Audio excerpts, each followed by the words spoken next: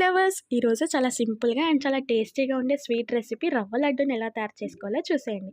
దీనికోసం ఎండు కొబ్బరిని ఇట్లా మంచిగా పౌడర్ లాగా ప్రిపేర్ చేసుకొని పెట్టుకోవాలి. ఇప్పుడు అందులో కొన్ని బాదాం కూడా వేసుకొని రెండింటిని కలిపి మిక్సీ చేసుకోవాలి. ఇప్పుడు ఒక ప్యాన్ తీసుకొని సరిపడా నెయ్యి వేసుకోవాలి. నెయ్యి మంచిగా హీట్ అయిన తర్వాత కిస్మిస్ కూడా వేసుకొని మంచిగా ఫ్రై చేసుకోండి. ఫ్రై చేసి పెట్టుకున్న కిస్మిస్ని పక్కన పెట్టుకోవాలి.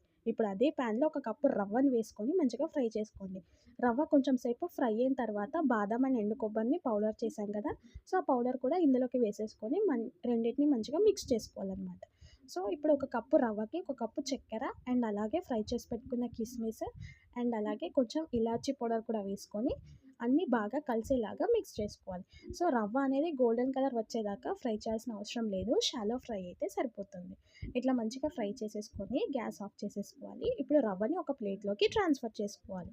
ఇప్పుడు కాచి చల్లార్చి పెట్టుకున్న పాలని రవ్వలో కొంచెం కొంచెంగా వేసుకుంటూ ఇట్లా లడ్డూలాగా తయారు చేసుకోవడమే. చాలా సింపుల్గా అయిపోయే రెసిపీ కదా, మనకి ఇంట్లో ఉండే అవైలబుల్ ఇంగ్రీడియంట్స్తో తయారైపోతుంది. సో మీరు తప్పకుండా ట్రై చేసి టేస్ట్ ఎలా ఉందనేది నాకు కామెంట్ సెక్షన్లో చెప్పండి. అండ్ అలాగే మీలో స్వీట్స్ ఎంతమందికి ఇష్టం అనేది కూడా కామెంట్ చేయండి. అన్నట్టు ఇంకో విషయం మర్చిపోకండి, మన ఛానల్ని తప్పకుండా సబ్స్క్రైబ్ చేసుకోండి. Bye bye.